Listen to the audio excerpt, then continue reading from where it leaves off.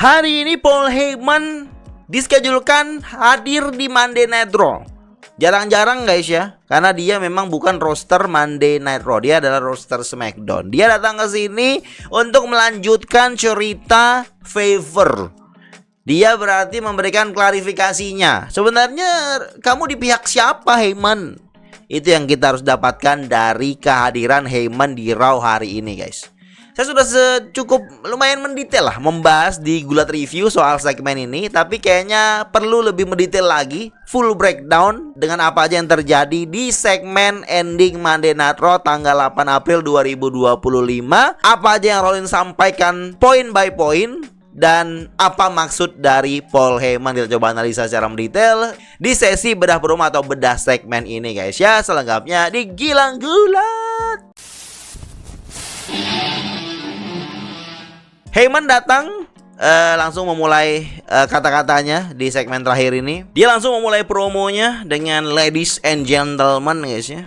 Heyman langsung to the point. Dia mau ngomong sesuatu hal yang penting yang mungkin jadi pertanyaan banyak orang. Biar setelah ini semua selesai saya kasih penjelasannya, biar bisa langsung move on, fokus ke WrestleMania-nya katanya guys ya. Memang tujuannya datang sini untuk mengklarifikasi pertanyaan-pertanyaan orang. Ada di pihak mana ini Heyman?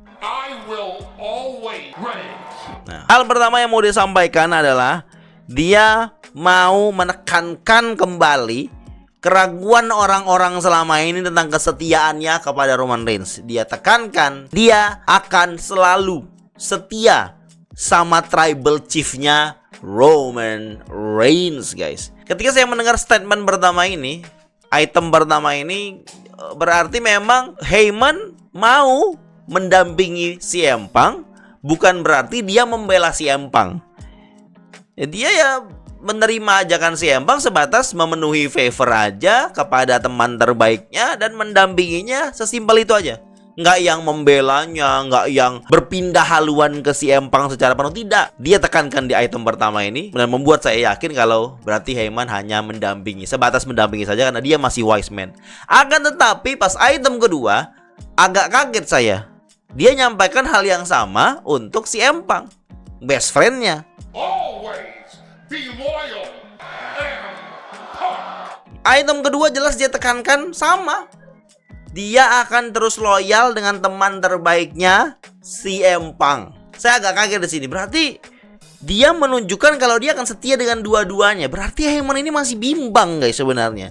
Dia nggak tahu dia lebih condong ke siapa. Dia nggak mau menolak salah satu. Dia tidak mau menerima salah satu. Dia mau loyal kedua-duanya.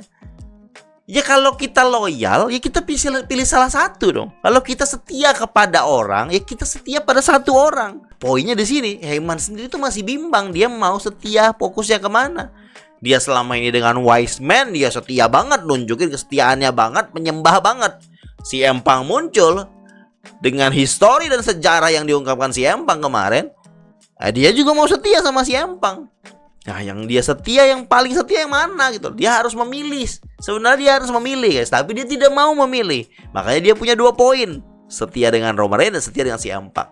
Tapi dia memilih untuk nyebut Roman Reigns duluan, CM Punk nomor 2. Berarti mungkin artinya si Heyman tetap number 1-nya ada Tribal Chief, CM Punk nomor 2. Cuma tetap penekanan kesetiaan belum bisa meyakinkan benar-benar setia atau tidak, karena dia ada 2 pilihan dan belum ditentukan milih yang mana. Mungkin ceritanya akan berlanjut soal Heyman milih mana guys ya, di antara 2 hal tersebut, Roman Reigns atau CM Punk. Drama dia memilih ini yang kita harus tunggu dalam matchnya, dalam build up-nya. Tinggal 1 kali episode Raw, 2 kali episode SmackDown untuk mendapatkan ledakan kebimbangan tersebut. Ya, hanya karena saya loyal kepada kedua orang tersebut, bukan berarti saya akan tidak setia atau mengkhianati salah satunya. Ini penekanan lagi kalau dia mau dua-duanya. Heyman mau setia kedua-duanya dan tidak mengkhianati dua-duanya. Kalau urusan WrestleMania, nah, ini nih poin yang nggak dapat kita guys. Poin yang kita tidak dapatkan hari ini. Heyman sebenarnya mau menjelaskan yang paling jelas. Heyman tuh mau menetapkan pilihannya. Dari awal dia bilang setia ke CM Punk, setia ke Roman Reigns juga. Ini nih poin yang dia mau ungkapkan. Kalau urusan WrestleMania, satu hal yang paling jelas. Ini dia nggak ngomong, guys. Apa yang paling jelas itu? Kenapa dia nggak ngomong? Karena dipotong sama Rollins. Kalau dia ngomong, berarti kita tahu dia akan di pihak siapa. Seharusnya Heyman di pihak CM Punk, karena dia mendampingi CM Punk kan. Tapi dia ngomong dia loyal kepada keduanya, membuat kita ragu dia di pihaknya siapa sebenarnya. Harusnya CM Punk, tapi bisa jadi Roman Reigns. Dan tidak terjawab. Pas dia mau ngomong, satu hal yang paling jelas adalah mungkin itu jawabannya, guys. Tanpa kita sadari, jawaban yang akan diungkapkan oleh Paul Heyman adalah suara musik entrance itu dan kedatangan orang ini.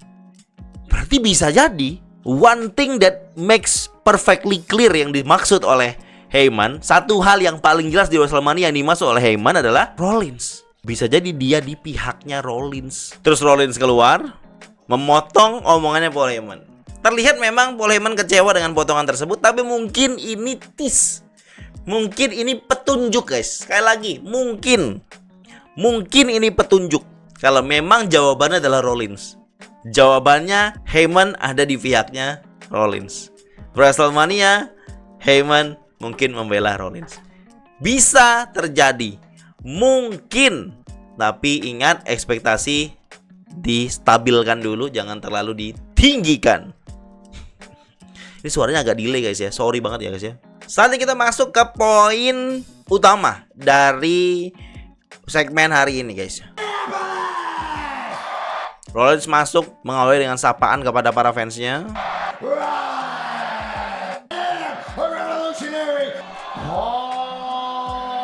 Setelah dia memperkenalkan diri seperti biasa, I am revolutionary, lanjut. Tapi malam ini bukan tentang saya, tapi malam ini tentang Paul Heyman.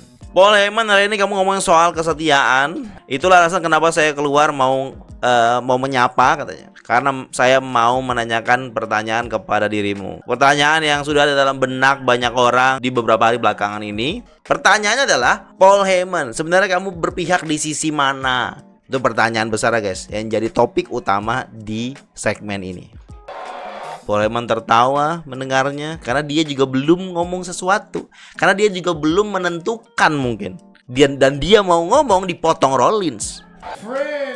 Siapa kamu, Heyman? Kamu akan jadi siapa? Mau jadi seperti apa? Jadi seorang teman terbaik, maksudnya mendukung CM Punk? Atau kamu mau jadi seorang wise man? Soalnya Rollins yakin apa yang Heyman lakukan barusan hari ini adalah untuk meyakinkan semua orang dan dirinya sendiri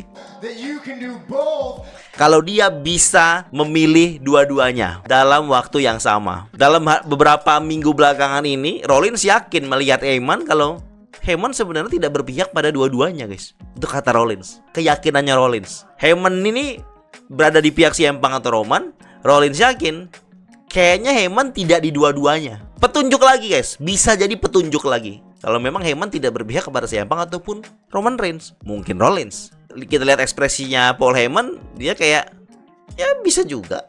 Suka-suka kamu lah. Terus Rollins lanjutin, saya yakin kamu akan ngomong kamu mau milih Roman Reigns karena Roman Reigns sudah membantumu, membawamu ke Island of Relevancy. Dan Rollins tekankan ke Paul Heyman kalau Roman Reigns tuh gak peduli sama kamu. Heyman terdiam tapi masih belum yakin. Maksudnya gimana? Roman Reigns memanfaatkanmu saja. Kamu tahu Roman Reigns suka kamu karena apa? Karena kamu membantu semua apa yang dia butuhkan, menyiapkan apa semua yang dia inginkan. Termasuk memberikan ula fala ketika dibutuhkan. Itulah cara Roman Reigns memanfaatkan dirimu. Roman Reigns sama sekali gak respect padamu, Paul Heyman. Jangan pura-pura bodoh, Paul Heyman. Kamu mau saya jelasin lebih detail lagi tentang sejarahnya untuk lebih menjelaskan poinnya si Rollins ini benar? Dia coba kasih contoh. WrestleMania tahun lalu, Roman Reigns kalah dari Cody, kehilangan title di main event karena Rollins ya. Roman Reigns melakukan apa yang dia bagus untuk lakukan. Dia menghilang. Apakah Roman Reigns membawamu bersamanya? Enggak, Roman Reigns tidak bawa Paul Heyman, dia menghilang sendiri, guys. Jadi Rollins mengangkat ini jadi sebuah pengkhianatan Roman bagian Roman yang tidak menghargai Paul Heyman. Padahal kita tahu di luar kayfabe-nya atau realnya Roman Reigns memang udah selesai tugasnya sebagai part-timer saat itu, terus fokusnya ke cerita solo. Tapi Rollins mengangkatnya sebagai Roman Reigns yang tidak peduli kepada Paul Heyman, tidak mengajak Paul Heyman menghilang bersamanya. Dan Roman Reigns menghilang meninggalkan Heyman dengan keluarga Bloodline yang tersisa, yaitu Solo Sikoa, yang membuat Paul Heyman tersiksa selama bersama Solo Sikoa yang mau ambil alih Bloodline. Rollins ingatkan lagi betapa Solo membuat Paul Heyman kerepotan, Solo membuat Heyman takut dan bahkan menyiksa Heyman. Setiap saat Bloodline pimpinan Solo mencampakkanmu, memperlakukanmu seperti sampah. Dan setiap saat, setiap momen, banyak dari kita berharap kapan Roman Reigns akan kembali menyelamatkan Paul Heyman pada saat itu.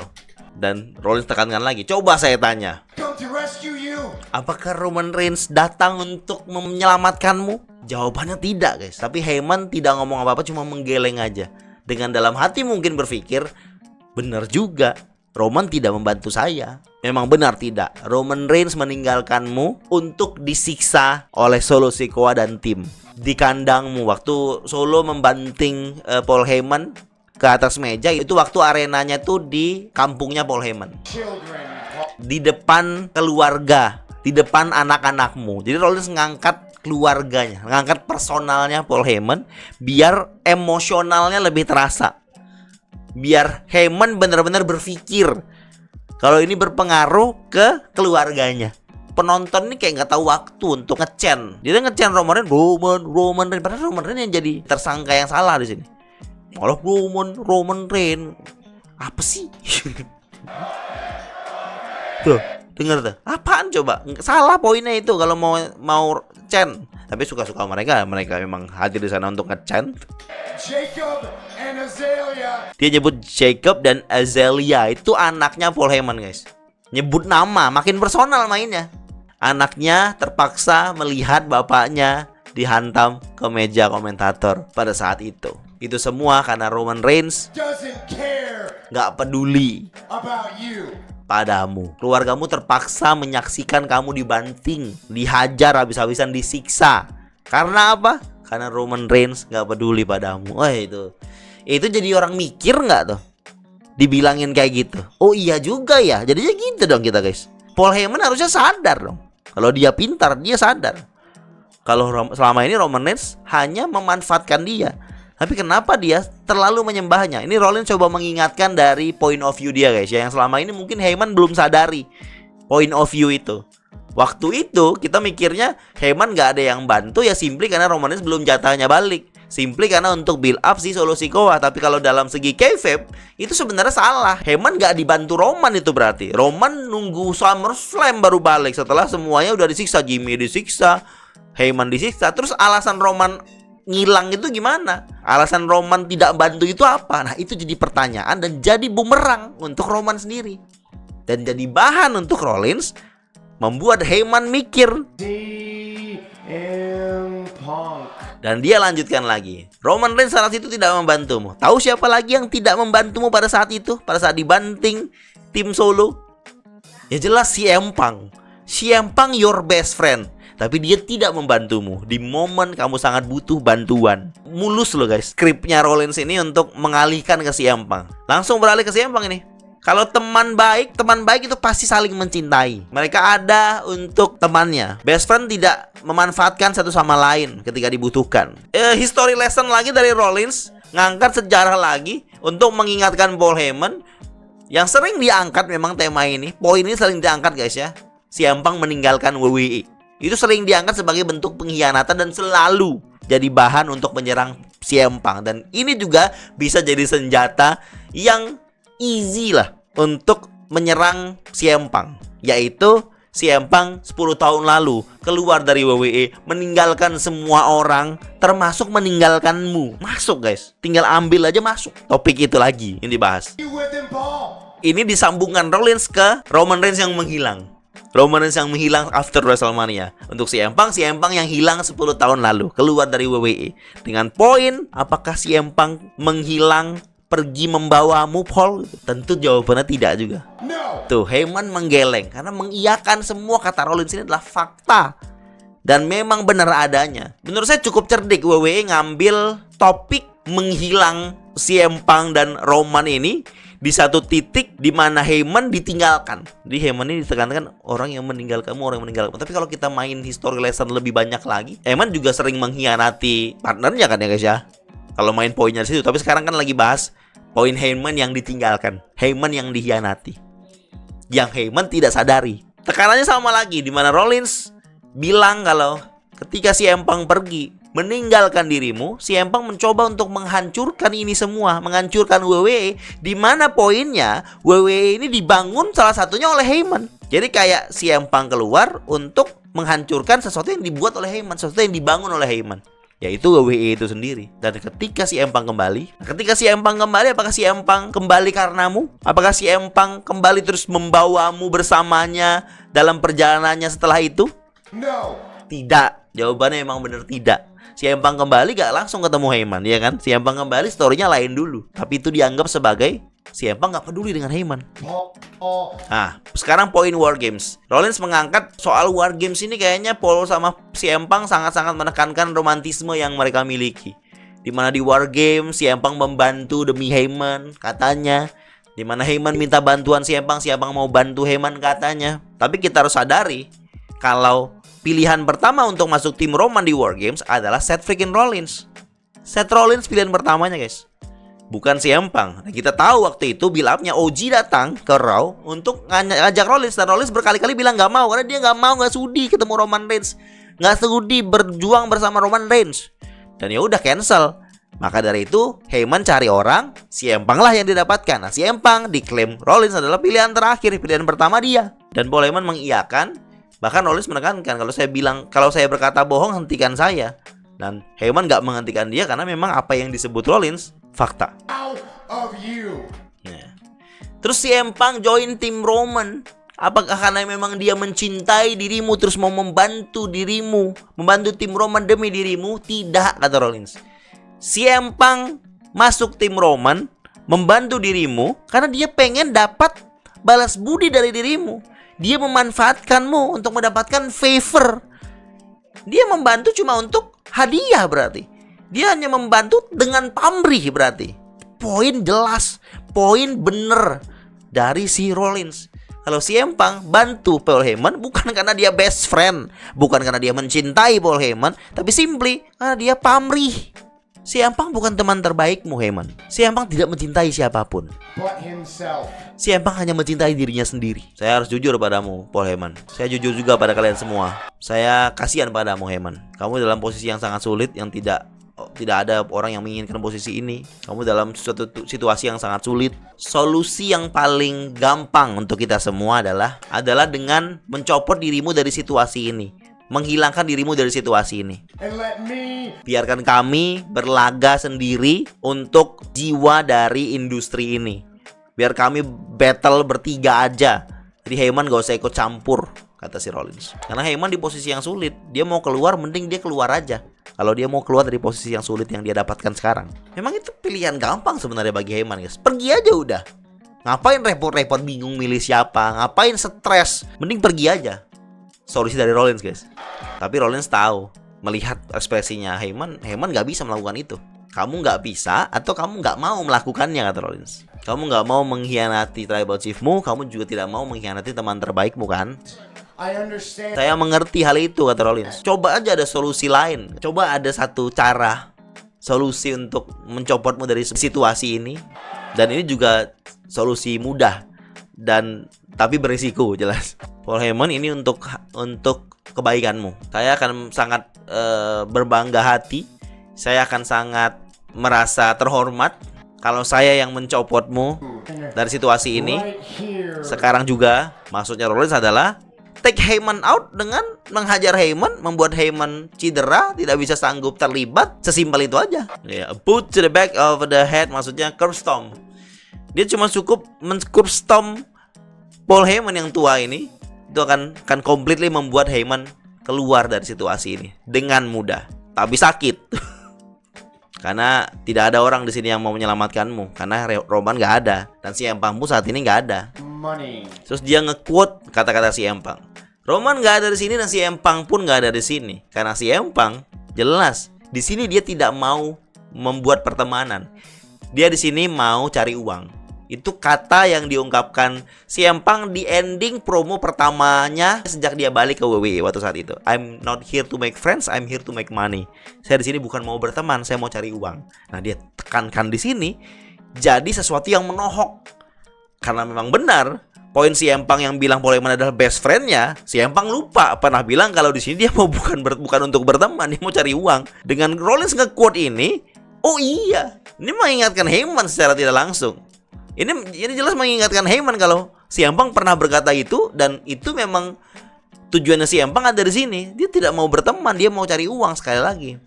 Mikir dong Heyman dong jadinya. Tidak mungkin dia membantu dia saat ini karena quote itu. How much? Nah, dia nanya ke Paul Heyman, "Kamu seberharga apa?" Nah, maksudnya di sini adalah Rollins harus melakukan sebesar apa, sebahaya apa, seberesiko apa untuk membuat CM Punk keluar. Dia menganalogikan apa yang dia akan lakukan ini sebagai harga yang harus dibayar oleh CM Punk sebelum dia keluar. Jadi dia melakukan kayak dorong dulu, kayak mukul, nampol dulu.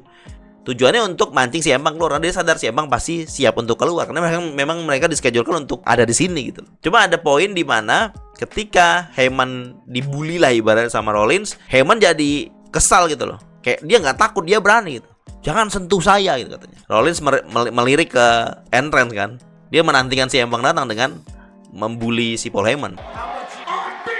Gak takut Heyman, kesal dia dengan Rollins ngebully kayak gitu. Nah, dengan begini Rollins dengan lebih mudah untuk menghajarnya. Karena tadi nampol-nampol dikit tuh ya kayak masih ada kasihan lah dia sama Heyman. Tapi Heyman ngamuk gini jadi gampang dia menghajar. Nah, ini poin di mana CM Punk keluar. Dia dorong ke ujung, CM Punk keluar.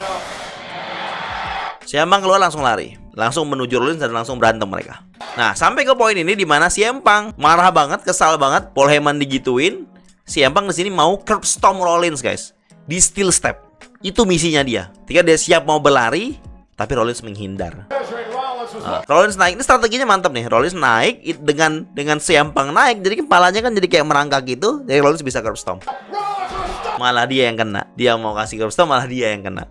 Nah, ketika CM Punk terkapar tengkurap begini, Heyman mendekatinya dengan posisi merangkak.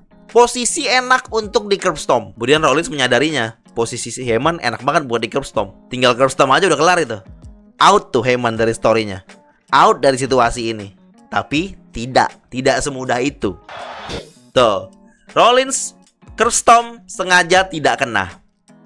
Setelah itu terlihat Heyman menghindar. Bukannya saya kira tadi pas bawa celong, saya kira Heyman menghindar, tapi setelah beberapa saat saya sadar, oh iya memang Rollins sengaja tidak kena curb stomp-nya. Alasannya apa? Rollins tidak kena. Apa Rollins kasihan dengan Heyman? Apa Rollins nggak mau Heyman keluar dari situasi ini? No, malah dia tambah situasi sulit bagi Heyman dengan bilang, You owe me a favor. that's the point of this segment. Rollins bilang, now you owe me a favor. Saya udah jelasin di Gulat Review guys ya. Rollins dengan dia tidak jadi curb stomp, itu berarti kan menyelamatkan Heyman. Itu kan berarti berjasa bagi Heyman menurut si Rollins. Dengan begitu Rollins merasa dia punya jasa. Mana hutang budinya? Dia udah bantu Heyman dengan tidak curb stomp Heyman, menyelamatkan Heyman dari curb stomp-nya sendiri. Dan dia menuntut balas budi, pamrih yang Heyman suka kasih ke orang. Ini pamrih yang ditambahkan dari cerita Triple Threat. Ini membuat Rollins lebih relevan daripada sebelumnya. Karena kita tahu Rollins ini cuma saksi doang. Di dua pertemuan mereka sebelumnya, Rollins hanya kayak penggembira, hanya kayak saksi buat nonton doang. Dengan segmen ini kita jadi bisa menekankan, kita jadi bisa notice kalau Rollins jadi lebih relevan, jadi lebih penting perannya di sini. Karena dia juga punya favor, karena dia jadi orang yang membuat Heyman makin bingung. Dan sekali lagi mungkin saja beberapa tanda yang saya sebutkan di awal, teasing yang saya sebutkan di awal, memang akhirnya Heyman memilih Rollins. Heyman tidak memilih Roman, tidak memilih CM Punk, dan dia memilih Rollins. Itu akan jadi kejutan twist besar di WrestleMania Triple Threat Main Event, dengan sorotan atau spotlight full ke Paul Heyman. Karena memang makin kesini makin sorotnya ke Paul Heyman, guys. Itu bisa kita harapkan sebenarnya. Saya bahasa bilang itu jadi ekspektasi saya sekarang dengan teasing-teasing yang ada. Tadinya saya meragukan di pembahasan bedah promo saya sebelumnya. Saya bilang saya masih berpikir ini fantasi booking netizen gulat doang yang terlalu berharap tinggi. Dengan saya melihat segmen ini, kayaknya WWE mendengar, atau memang rencana sebelumnya emang sejak awal itu. Saya jadi merasa ada keyakinan yang meningkat kalau ini bisa terjadi, karena WWE ngasih teasingnya di segmen ini, guys. Apa itu? Rollins yang dipilih oleh Paul Heyman. Tapi secara realistis dan tidak terlalu berekspektasi, saya berpikir kayaknya enggak. Karena memang mungkin WWE hanya ingin menambahkan situasi yang membuat kita semakin excited menuju Triple Threat dan semakin unpredictable siapa yang akan menang. Karena sebelumnya saya yakin CM Punk ini akan menang. Jadi momen penting bagi CM Punk. Tapi melihat segmen ini, bisa jadi Rollins menang, guys. Bisa jadi. Dan segmennya selesai dengan sebuah pertanyaan besar, terus Heyman akan milih siapa? Teman-teman punya prediksi dengan cerita ini untuk menuju Triple Threat? Silahkan komen di bawah, guys. Kira-kira nih Heyman milih siapa? Kira-kira kejadiannya akan seperti apa? Fantasi booking kalian akan seperti apa? Komen di bawah. Terima kasih buat teman-teman yang masih super nonton sampai habis video ini. Thank you.